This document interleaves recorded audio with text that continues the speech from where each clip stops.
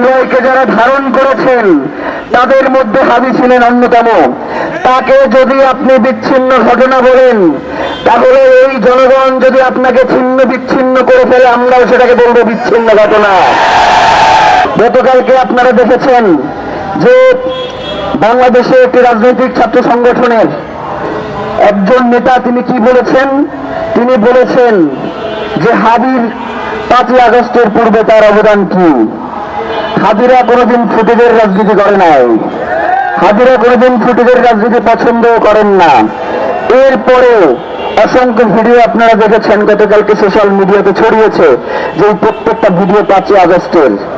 হাদি কোনোদিন চিন্তা করে নাই যে তাকে ভিডিও দিয়ে প্রমাণ করতে হবে তার আজাদির এই লড়াইকে। হাদি একটা কথাই বলেছেন, জান দেবো জুলাই দেবো না। তিনি জান দিয়ে প্রমাণ করে গিয়েছেন তিনি জুলাইকে কিন্তু কোনো কিছুর কাছে বিক্রি করেন নাই। প্রিয় ভাইয়েরা, একটা কথা আমরা আপনাদেরকে বলে যাই, এই কথাটা শুধুমাত্র আমাদের একার কথা, ব্যাপারটা এমন নয়। ওসমান হাদি যেই লড়াই শুরু করেছিলেন সেটা কি শুধুমাত্র তার একার লড়াই? এটা তো বাংলাদেশের স্বাধীনতা সার্বভৌমত্বের লড়াই, এটা ইনসাফের লড়াই, এটা এই প্রজন্মের লড়াই, এটা ইসলামের লড়াই, এটা ইনসাফের লড়াই, এটা ইনকিলাবের লড়াই।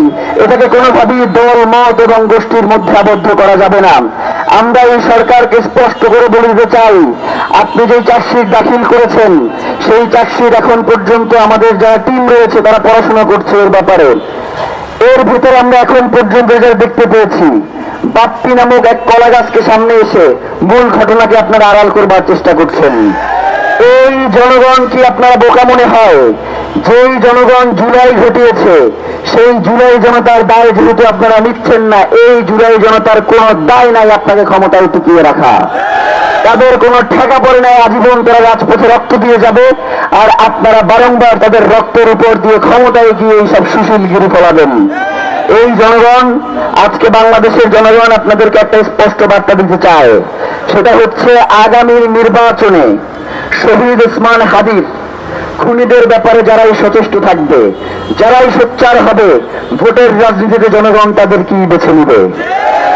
এটাকে যদি আপনারা মনে করেন শুধু কথার কথা, তাহলে একটু অপেক্ষা করেন, একটু অপেক্ষা করেন এবং দেখেন যে এই ভারতীয় আধিপত্যবাদের বিরুদ্ধে ইনসাফের এই লড়াইয়ের যেই জনতা আপনাদেরকে ভোটের ময়দানে কি জবাব দেয় সেটার জন্য অপেক্ষা করেন। ভাইয়েরা, আজকে মনে হয় সর্বপ্রথম আমি ইসলামী আন্দোলন বাংলা ছাত্র আন্দোলন বাংলাদেশের এই প্রোগ্রামে এসেছি। এর আগে আসলে আমার কোনো প্রোগ্রামে যাওয়ার সুযোগ হয় নাই। তো একটা কথাই বলি, ওসমান হাদির হত্যার বিচার শুধু ইনকিলাব মঞ্চের ব্যানারে হবে, এইটা আসলে খুবই একটা নিন্দনীয় ঘটনা। পুরো বাংলাদেশের জনতা যেভাবে ইসলামী আন্দোলন, জামাত ইসলামী, বিএনপি সহ বাংলাদেশের যত সংগঠন রয়েছে, তারা সবাই যদি শরীফ ওসমান হাদির হত্যার বিচারের দাবিতে সোচ্চার না হয়, তাহলে বাংলাদেশে যে ভারতীয় আধিপত্যবাদ, বাংলাদেশে যে সার্বভৌমত্বের লড়াই, বাংলাদেশের পতাকার দিকে যে বিদেশি শকুনদের যে চোখ, সেই চোখকে আমরা উপড়ে ফেলতে পারবো না।